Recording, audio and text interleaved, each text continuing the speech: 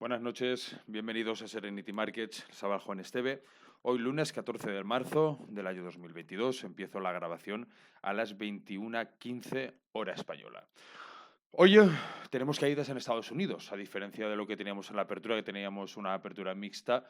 Parece que tenemos caídas en todos los índices de referencia americanos, con el Nasdaq 100 liderando estas caídas ahora mismo en torno a un 1,94%. Grandes ventas en empresas tecnológicas, los inversores con la vista puesta en la reunión de la Fed que tenemos esta semana. Como digo, esta mañana anticipábamos una apertura mixta porque teníamos las delegaciones de Rusia y Ucrania, estaban manteniendo una cuarta ronda de conversaciones, pero al final no se han anunciado ningún avance. Eso, pues lógicamente, ha enfriado el mercado, que ya de por sí no tenía muchísimo impulso, como habéis visto, con esa apertura mixta. Entonces, las vistas están puestas sin lugar a dudas en la reunión de la Fed y en la subida de tipos, que será la primera vez en 3 años que suben tipos de interés en Estados Unidos. Fijaros, aquí está, Goldman Sachs prevé, ojo, esto, 7 subidas de tipos de 25 puntos básicos este año, seguidas de 4 más el próximo año, para terminar con un tipo que vuelva a subir al 2,7, al 2,75, 3% para el año que viene. O sea, 7 subidas. Recordad, bueno, esto lo he comentado en bastantes vídeos ya hace unas cuantas semanas antes de toda la guerra de Ucrania, en la que se especulaba con 4 subidas, 5 subidas, 7 subidas. Son muchas subidas, pero si lo pensamos bien, tiene bastante sentido. Al final, ¿qué ocurre? Que hay una situación que ahora mismo hay una inflación brutal. Hablamos ahora de Estados Unidos, en Europa también, pero Europa es otro cantar totalmente diferente. En Estados Unidos existe ahora mismo una inflación brutal y tienen que manejarla de alguna manera. También es cierto que el impacto que está teniendo, o el impacto que va a tener, por aquí había puesto yo una noticia también, a ver si la encuentro. Estaba. Quizás estaría más para atrás. Lo habré puesto quizás más tarde. Eh, bueno, al final decía que en Estados Unidos sí que cuentan, en Europa, era en Europa, vale, pero al final es lo mismo. En los bancos centrales cuentan en que el impacto que están teniendo las sanciones a Rusia va a afectar muchísimo más al PIB mundial. Mira, aquí está. Malpaso, el Banco Mundial dice que las sanciones a Rusia tienen mayor impacto en el PIB mundial que la guerra en Ucrania. Claro, todo esto la Fed lo va a tener en cuenta, y la Fed, lógicamente, va a utilizar todos los mecanismos que tenga en su poder para ir ajustando la inflación e ir aumentando los tipos para manejar esa inflación y poderla mantener en el objetivo, que suele estar en el 2,5% más o menos.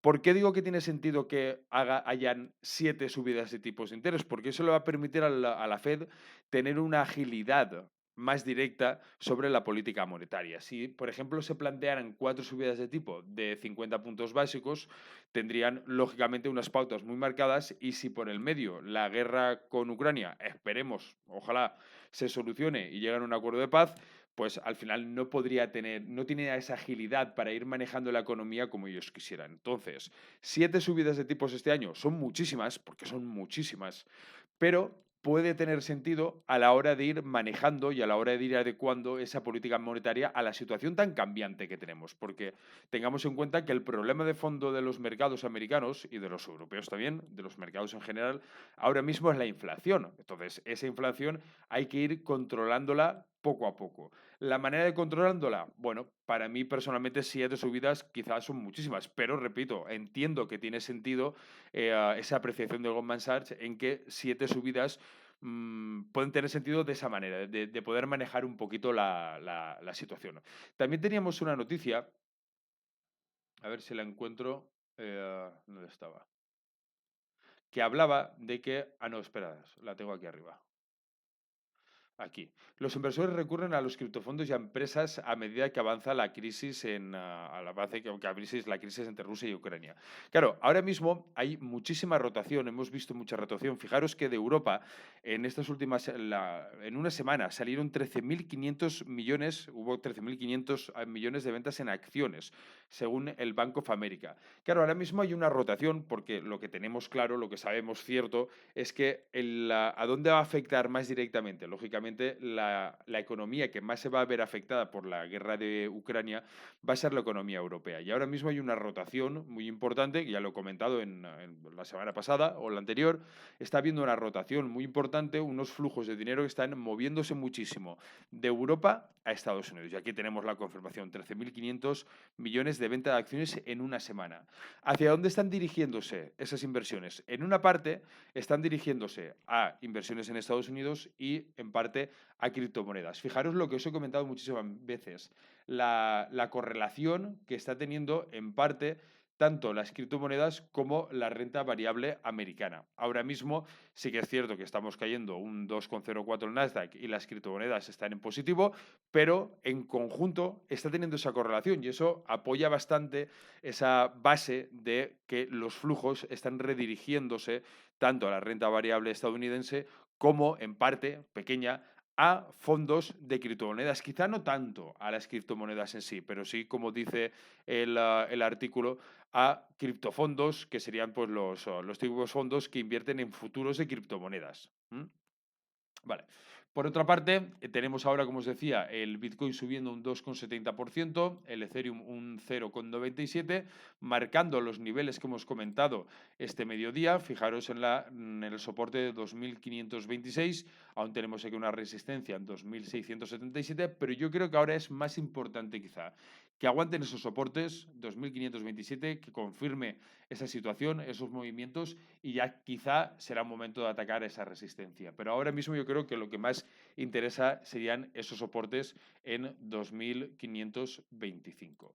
En la parte de Bitcoin, más o menos el mismo movimiento. Como digo, aquí también es importante este soporte en 38.560. Es muy importante ir afianzando esas posiciones para, dejando ese mercado lateral que empezamos el viernes, intentar atacar ya a diferentes resistencias. Lógicamente, primero tendríamos que atacar a 39.540 y después tendríamos o acercarnos a la de 40.600, 40.600. Pero, repito, para mí es más importante ahora afianzar esos niveles que intentar atacar precios superiores.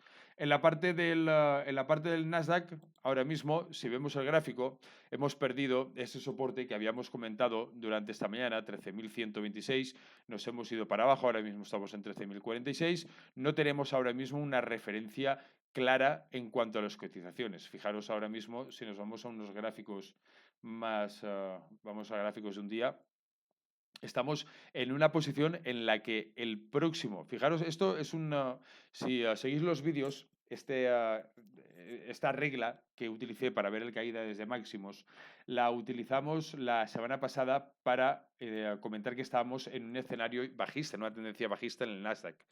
Esa tendencia bajista se está confirmando porque desde la semana pasada, que lo teníamos en un 20%, ahora mismo la tenemos en cerca de un 21,10%. Claro, aquí marcando un soporte oblicuo, estamos muy cerca, que quizás sería muy cercanos a esos precios que marcamos el jueves 24 de febrero. Lo tendríamos ahora mismo en 13.000 puntos. Otra vez la importancia de los números redondos. Recordaros que os lo digo muchas veces, pero yo continúo insistiendo con eso. Yo creo que quizá ahí tendríamos la clave, porque si no, ya nos iríamos a niveles de principios de marzo, febrero, diciembre del año 2000, principios, finales del año 2020, bueno, nos iríamos ya en 2021, ya nos iríamos a precios de 2021, marzo del 2021, fijaros. Entonces aquí tenemos un soporte en 12.410 puntos. Entonces, por eso digo que quizá este soporte puede ser importante porque si no, no tenemos una referencia clara hasta los 12.400 puntos. En la parte del Standard & Poor's, ahora mismo lo tenemos cayendo un 0,43 y fijaros que aquí también tenemos un soporte importante en torno a los 4.153. Yo creo que la clave durante la sesión de hoy, en todos, digo, en las criptomonedas y en la renta variable, ya no está precisamente en cuáles son los precios que puedan calzar, sino en cuáles son los precios que pueda soportar. Y en esto, fijaros en el gráfico también del Dow Jones, el mismo cálculo que hice la semana pasada, mantenemos todavía ahí esa corrección por el 12%.